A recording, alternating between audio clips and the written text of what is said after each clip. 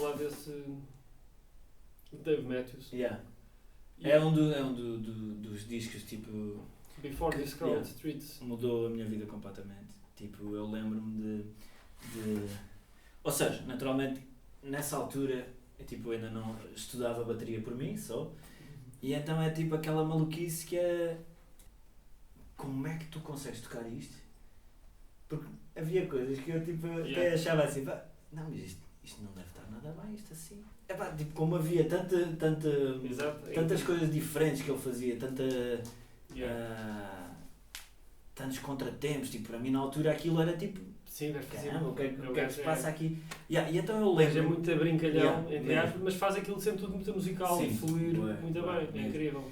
Provavelmente foram 2 anos da minha vida em que eu quase que só ouvia aquilo, que eu sinto que ainda hoje muitas vezes utilizo e que com o Dave Matthews aquilo acontece sempre, que é, imagina que uma música está lá já em cima, tipo, aquilo já está uma grande Já não dá loucura, para subir mais. em que tu achas que aquilo não vai subir mais, mas aquilo vai subir mais.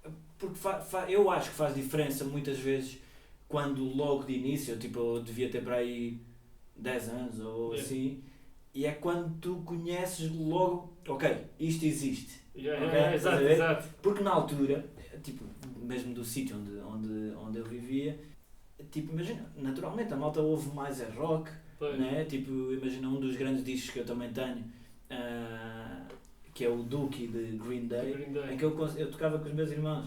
Ah, Estás a ver? fixe. E tocávamos aqueles temas todos, tipo o When I Come Around, tipo, Yeah. era a loucura, estás a ver? Tipo, era brutal.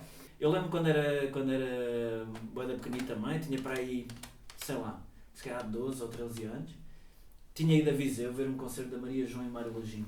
Então eu lembro-me que aquilo foi tipo um dos concertos da minha vida. Inacreditavelmente estranho. E soava super, super, super bem. Então no dia a seguir fui arranjar um disco que era o Chorinho Feliz. Aham. Então esse é outro dos discos. Yeah, o Chorinho Feliz, sim. É outro dos discos Yeah. da tua lista. Que é inacreditável. Também o Fábula. Tanta ideia, é inacreditável. Eu vi mais tarde, depois, o Maria João e Mário Lajinha com o Grande Frazão, Sim. que eu admiro bué. Não sei se ele está aqui a ver isto, deve estar. És o maior, ganda power. E então, é tipo, sem dúvida que a Maria João e o Mário Lajinha foram uma grande influência para mim. Fixe. Por mais estranho que possa parecer, mas é verdade. Houve uma altura da minha vida, que eu confesso, que pá, eu essencialmente ouvia bateristas.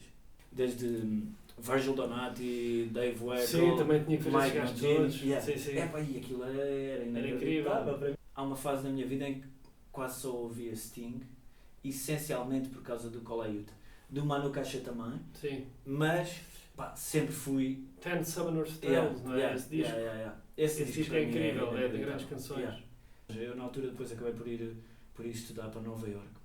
Então lembro-me muito bem que quando cheguei a Nova Iorque estava a cena de Snarky Puppy, tipo, Aham. ainda não eram extremamente conhecidos. E então fui ver aquilo ao vivo. Epá, e tipo, e tu ficas assim, ok, o que é que está aqui a acontecer, né? Tipo, Os gajos são tipo dois bateristas, não é? Com duas baterias. não, era bateria e percussão. A cena bateria e de percussão, ok. Snarky Puppy, sim. E isso foi só eles com banda ou algum disco que tenha ficado assim mesmo? O Tell Your Friends, Tell Your Friends. You Will Like It Here, que foi esse disco que eles estavam a apresentar a seguir. Há um outro disco que me marcou imenso também, que foi a cena do Robert Glasper. Aham. Okay? Na altura ele estava a lançar a cena do Robert Glasper Experiment.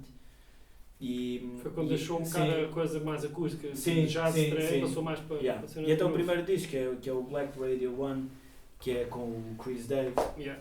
Imagina, estou-me a lembrar de um que foi super importante para mim também, que foi quando descobri, tipo, provavelmente, tipo, ou seja, de mulheres naturalmente, a pianista mais incrível que eu conheço e, tipo, mexe mesmo, tipo, é comigo, a música dela, que é a Hiromi. Aham. E eu lembro que há 2 discos, que é o Time Control e o Beyond Standards, que são 2 discos inacreditáveis. Ou seja, é fusão, eu sempre adorei fusão, né? Aliás, há um disco também na onda da fusão que eu estava-me a esquecer, que é acho que chama-se Document, que é de uma banda do Kola Yuta, que era o Carisma. Ok. Aquilo é um Eu vi isso tratado. no Festival do Modern Drummer só. Exatamente. É incrível, os gajos são incríveis. E depois havia, pronto, depois na altura aquilo começávamos a descobrir mais coisas no YouTube, começavam a aparecer mais vídeos, e então aparece, tipo, esse também é daqueles discos que estão muitas coisas a acontecer, e com uma pessoa tipo, o que é que está aqui a acontecer? Tal como nessa altura, eu lembro-me depois de, ou seja, o YouTube já estava a aparecer e não sei o quê, e então começam a aparecer imensos vídeos de, por exemplo, do Baked Potato. Eu sei que há uns vídeos que até é preto e branco, não que fosse dessa altura ainda do preto e branco, mas aqueles vídeos em específico tinha aquele filtrozinho. Epá, e era tipo, é inacreditável. Era inacreditável ver as cenas do Kola Yuta com essa banda.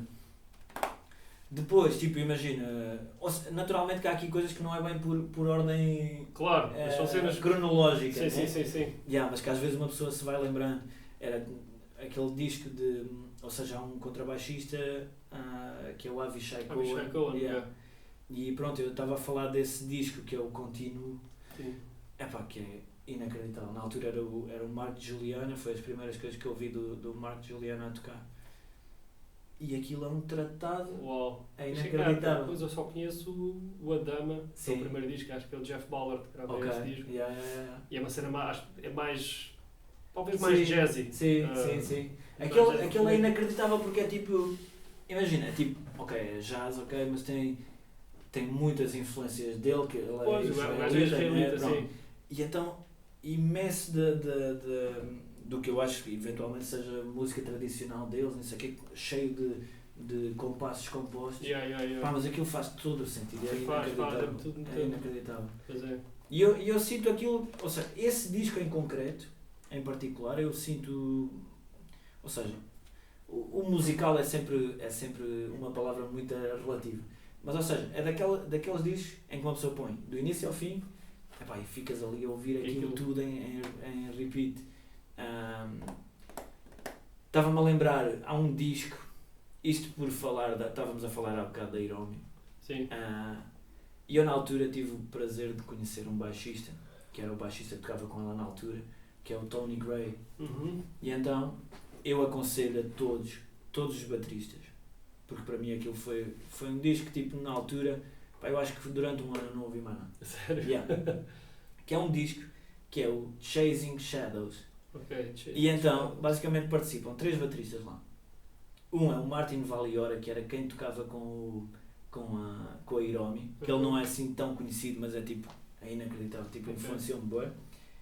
Chris Dave, que aparece nesse disco a tocar coisas que uma pessoa tipo, pá, não fazia ideia que era ele a tocar, e tem cenas incríveis. E o Ronald Bruner, que é tipo, tem lá coisas que, ok, tipo, quando a música arranca e tu começas a ouvir, ok, pronto, é ele. Pronto, mas estão esses 3. E esse gajo ao vivo com o Kenny Garrett, foi incrível, o gajo é um monstro. Aliás, naturalmente, eu acho que há discos que uns mais antigos, outros mais recentes, que marcam.